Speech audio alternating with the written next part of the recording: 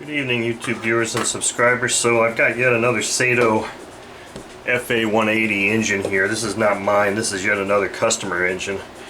And I just finished a customer engine, Sato 180. So now I guess I'm doing Sato 180s for a while. This one just arrived today and I'm doing my initial inspection of it. This engine has some rather interesting things or history to it.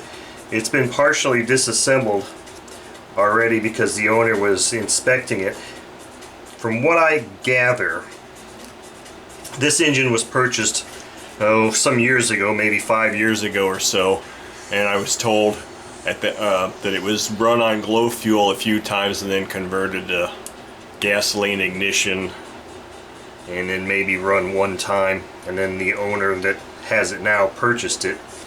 The report was that there appears to be some parts missing, and that's why there's some partial disassembly of this engine here.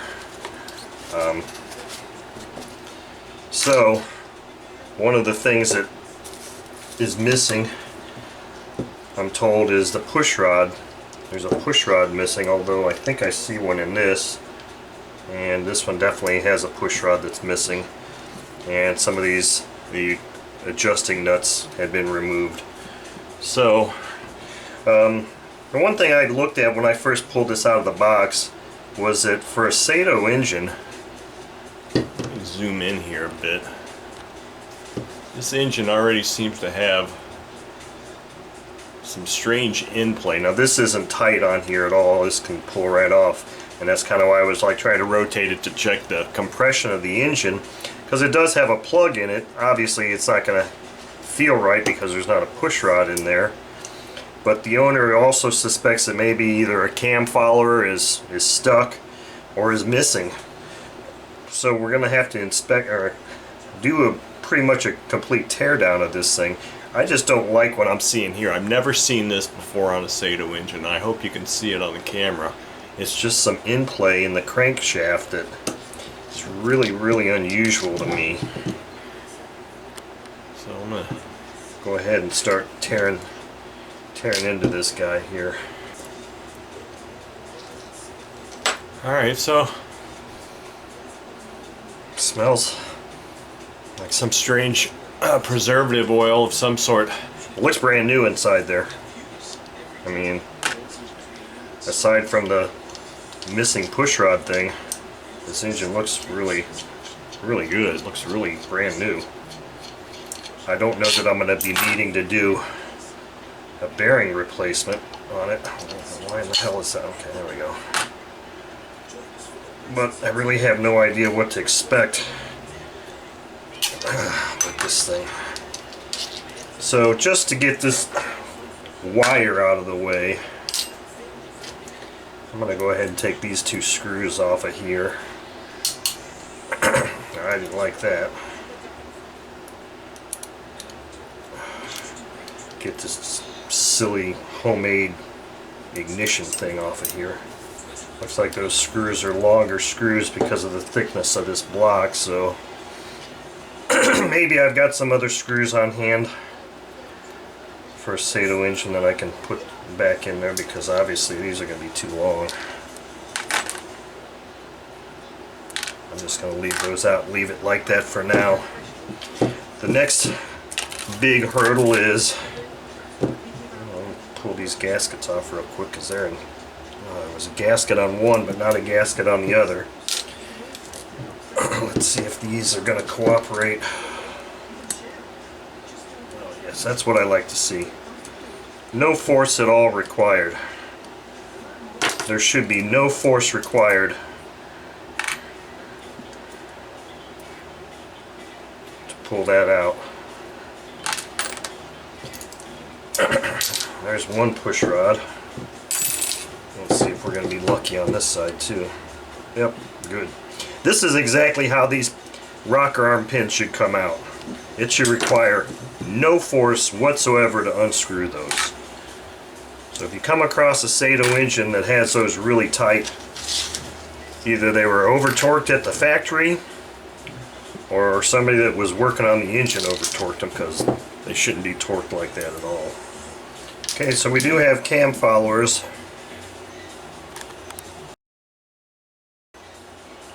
We do have cam followers in here, so one of them might be stuck, but they're not missing, that's for sure. Alright, so that last screw's out. Let's pull this guy out here. Oh, look at that. Something's just not right there. That, I don't know. We'll see. So anyways, I pull this out. This connecting rod is on the wrong way. It came out like this. This is the front of the head. This dot is supposed to be in the front with the beveled edge. So this connecting rod and piston were not in here, assembled in here correctly, first of all. Release pressure there to get that thing to come out. It looks brand new. I mean, this engine doesn't look like it's got any runtime on it at all. I mean, obviously it has some runtime, but this is strange. It just, crankshaft just pulls right out.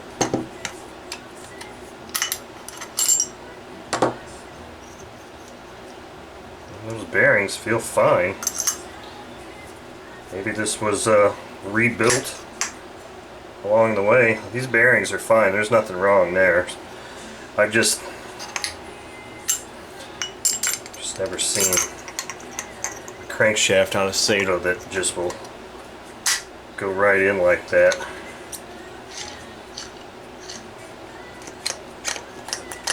I don't know, that just seems odd to me, so I don't know. We'll have to see.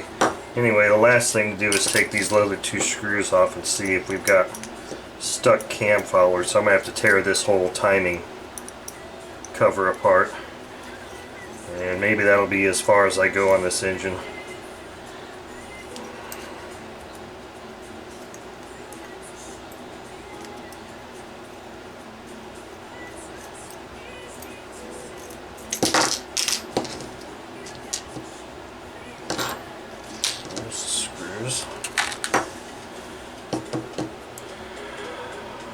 Gasket's perfect. Spins very freely. Let me see if these things move. That one's free. That one's free. These are completely free, so I'm not going to do anything else with this.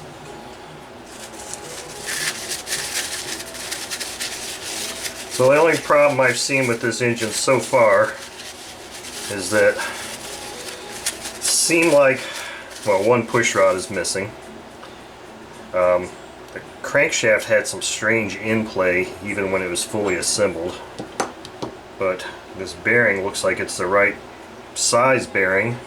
It's fully seated, that's fine. These bearings are fine, so everything looks good on this engine aside from the fact that we have one missing push rod. So looks like really all I need to do, the gaskets are fine. Looks like all I have to do is find a couple of more screws for the front here that are the right length and order a push rod, put this engine back together and give it a run. I'm not even going to bother putting it in the cleaner. And this little bit of discoloration here I'll probably just do with toothbrush and LA's Totally Awesome cleaner, not even bother with the rest of it. So this engine is in really good shape. It should run fine once I get a push rod installed.